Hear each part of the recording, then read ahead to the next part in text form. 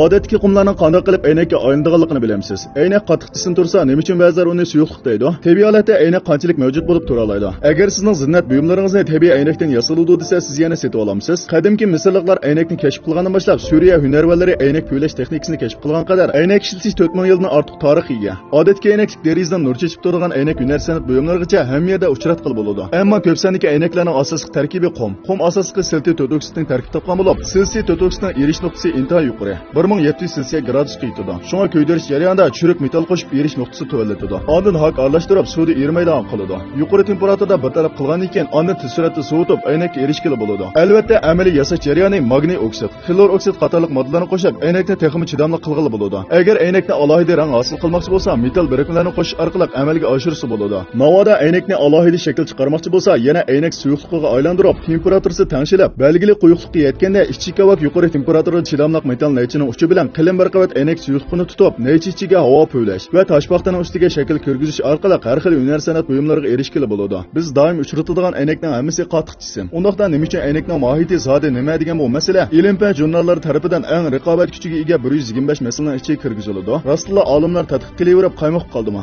Amaliyotda unoq emas. Biz bir misol olsak, g'arbdagi nurg'un koni bir asrdan ko'proq vaqtni o'tkazgan koni cherkovlarning deriza aynaklarining hammasining usti nefis, osti qalin. Ya'ni bir parcha tashi aynakni yuziltib qo'yilgandan keyin usti nefizlab, osti qillab ketadi. Bu suyuq holat xususiyati ifodalanganlikdan bo'ladi. Shunga aynak qattiq jisim emas deyilgan. Aynak umumlashganlikdan nurg'un kishilar aynakni tilga olganda nihoyat oddiy his qiladi. Ammo agar ba'zi zinnat buyumlarining aynakdan yasalganligini bilsangiz, siz yana setib olamsiz. Bu yerdagi aynak tabiiy aynak bo'lib, ular tabiiy sharoitda shakllangan. Masalan, ko'pchilikdan qora parqaroq tosh tabiiy aynak. Uning asosiy tarkibi silsiy to'rt oksidi bo'lib, hammasi degidek aynak moddasidan tarkib topgan. Bu kislotalik yanardaq lavlarning tez suratda qetishidan hosil bo'lgan. Ba'zi savdogarlar savdo maqsadiga yetish uchun iste'molchilarni xato yetaklab, qora parqaroq tosh intayin oz uchraydi degan so'z-cho'chaklarni tarqatadi. Lekin amaliyotda qora parqaroq tosh intayin ko'p uchraydigan bo'lib, ko'p qismi odatdagi qora parqaroq tosh. Faqat intayin oz miqdordagi rangli qora parqaroq toshlar nur ostida nihoyat chiroyli ko'rinadi. Bu ham nurg'un iste'molchilarning e'tiborlashiga aylangan. Bugungi kunda aynak turmushining har qaysi bo'lim puchqoqlarda keng ko'lamda ishlatilmoqda. Ammo tashlab o'tilgan aynaklar qanday bartaraf qilinadi?